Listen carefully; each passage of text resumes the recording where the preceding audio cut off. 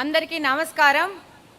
Telugu Desam party జాతీయ అధ్యక్షులు గౌరవనీయులు నవ్యాంధ్ర రథసారథి కష్టకాలంలో రాష్ట్రాన్ని అన్ని రంగాల్లో ముందుకు తీసుకెళ్తూ ఉన్న మన ముఖ్యమంత్రి మాన్యశ్రీ చంద్రబాబు నాయుడు గారికి, అలాగనే యువగలం పాదయాత్రలో యువతకి స్ఫూర్తినిస్తూ వాళ్ళకి భరోసా నింపుతూ రాష్ట్రానికి తన కృషితో అన్ని రకాల పెట్టుబడులను తీసుకొస్తూ మూడవ తరం యువతకి దిశానిర్దేశం చేస్తున్న మన జాతీయ వర్కింగ్ ప్రెసిడెంట్ శ్రీ నారా లోకేష్ గారికి, మరియు రాష్ట్ర అధ్యక్షులు పల్లా శ్రీనివాసరావు గారికి, అలాగనే వేదిక మీద ఉన్న పోలిట్ బ్యూరో సభ్యులందరికీ, అలాగనే వేదిక ముందు ఉన్న తెలుగుదేశం పార్టీ నాయకులకి, అలాగనే ఈరోజు ఈ హైబ్రిడ్ మహానాడుకు దాదాపు 1875 క్లస్టర్స్లో మన తెలుగుదేశం పార్టీ కుటుంబ సభ్యులు పాల్గొంటూ వీక్షిస్తున్న ప్రతి ఒక్కరికి నమస్కారాలు తెలియజేసుకుంటున్నాను.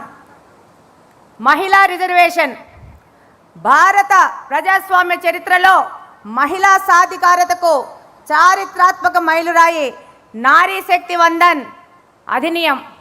మహిళలకు చట్టసభల్లో 33% రిజర్వేషన్ కల్పించి వారిని రాజకీయాల్లో నిర్ణయాల్లో సమాన భాగస్వాములుగా నిలబెట్టడమే ఈ చట్టం యొక్క లక్ష్యం. ఇది కేవలం సంఖ్యాపరమైన మార్పు కాదు, దేశ విధానాలలో మహిళల స్వరం బలపడేలా చేసే ఒక కీలక సంస్కరణ.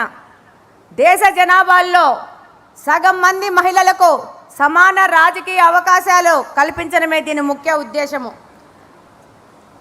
మన దేశంలో మహిళ అంటే ఒక వ్యక్తి కాదు, ఒక శక్తి అని నమ్మిన మొట్టమొదటి పార్టీ తెలుగుదేశం పార్టీ.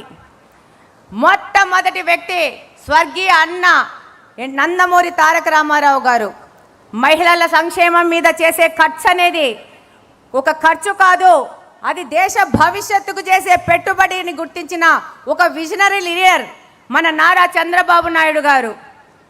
మహిళా సాధికారత అంటే విద్య వైద్య రంగాలలో, విద్యా ఉద్యోగాలలో మహిళలకు కొంతమేర అవకాశాలు కల్పించి మహిళలకు ఆర్థికంగా రాజకీయ స్వేచ్ఛలతో పాటు ఆలోచనాపరమైన స్వేచ్ఛా నిర్ణయాలతో స్వేచ్ఛ గౌరవం ఉండాలని నమ్మిన వ్యక్తి మన యువ నాయకులు నారా లోకేష్ గారు.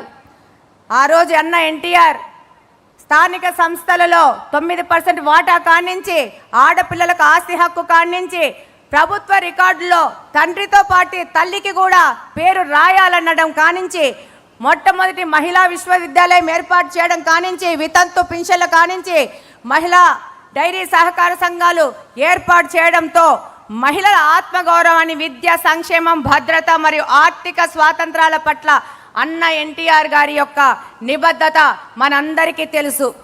నేటి తరం నాయకులు శ్రీ నారా చంద్రబాబు నాయుడు గారు ఆ యొక్క నిబద్ధతను ఇంకా కొంచెం ముందుకు తీసుకెళ్తూ మహిళల యొక్క గౌరవాన్ని పెంచారు.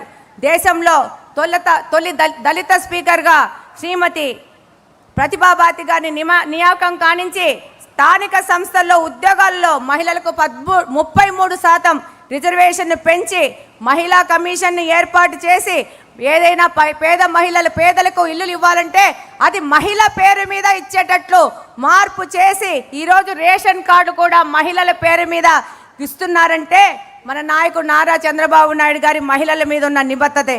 ఈరోజు చంద్రబాబు నాయుడు గారి మానస పుత్రిక డ్వాక్రా ఏర్పాటు కానించి, ఆ రోజు దీపం పథకం ద్వారా ప్రతి ఒక్క పేద గృహిణికి ఉచిత గ్యాస్ కనెక్షన్ ఇచ్చారు.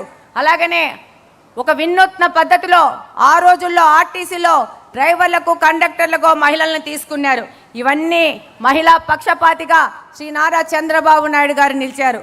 ఈరోజు కూటమి ప్రభుత్వం అధికారంలోకి రాగానే దీపం 2.0 కింద 3 సిలిండర్ ఉచితం కానీ, మహిళలకి బస్సుల్లో ఫ్రీ కానీ, తల్లికి వందనం ద్వారా మహిళా ఆడపిల్లలు స్కూల్ డ్రాప్అవుట్స్ కాకుండా ఈరోజు మహిళల కోసం ఎన్నో కార్యక్రమాలు చేస్తున్నారు.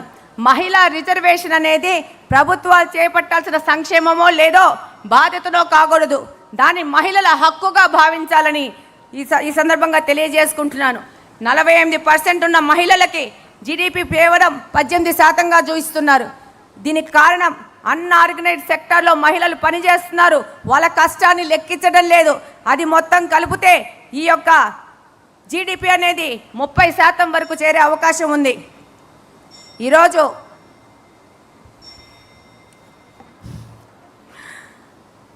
ఆ రోజు 96లో దేవగౌడ గారిని ప్రవేశపెట్టిన తొలి మహిళా బిల్లు కాడి నుంచి మళ్ళా 98 నుంచి 2003 వరకు వాజ్పేయి ప్రభుత్వంలో కూడా ఎప్పుడూ తెలుగుదేశం పార్టీ మహిళా బిల్లుకు సపోర్ట్ చేస్తూ ఉంది. నిన్న ఎన్డీఏ ప్రభుత్వం ప్రవేశపెట్టిన బిల్లుకు కూడా తెలుగుదేశం పార్టీ సంపూర్ణ మద్దతు ఇచ్చింది.